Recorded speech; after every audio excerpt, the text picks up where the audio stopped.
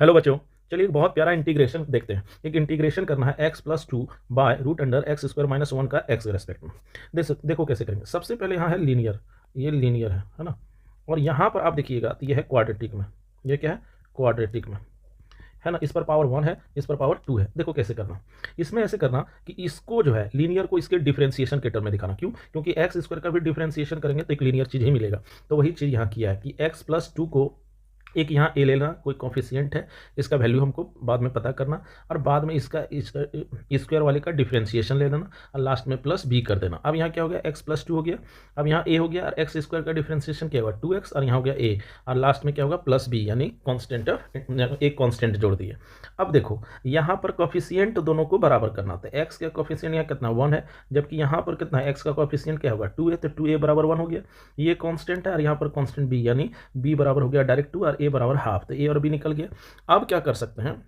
ऐसे में x plus to को हम लिख सकते हैं 1/2। यहाँ ए यहाँ हमको कितना मिला है? 1/2, तो यहाँ लिख दिए।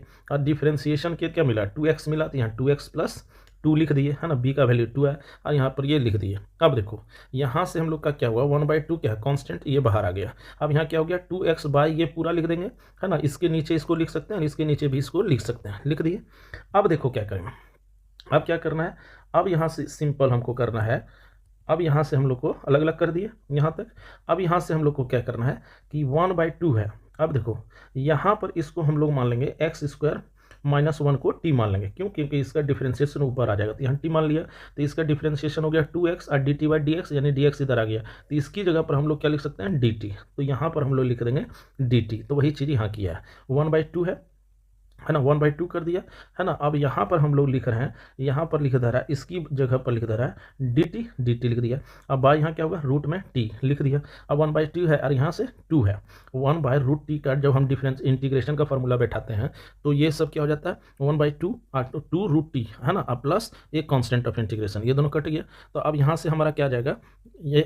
ये टी के जगह पर हम लोग माने किसके थे? तो रूट टी के जगह पर हम लोग माने थे एक्स स्क्वायर माइनस 1, तो यहाँ लिख देंगे एक्स स्क्वायर माइनस 1। तो हमारा एक ये आ गया, रूट में एक्स स्क्वायर माइनस 1 आया, तो हमारा इसका इंटीग्रेशन आ गया कुल मिला के ये, ठीक है।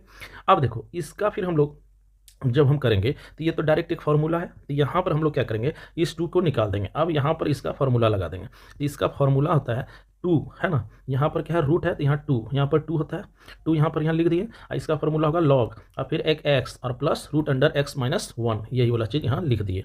तो कुल मिला के इसका इंटीग्रेशन करने का मतलब है रूट में एक्स स्क्वायर माइनस 1 प्लस और फिर ये वाला चीज़ यहाँ लिख देंगे, यानी 2 log x plus root under x square minus 1 plus c, which is the final answer.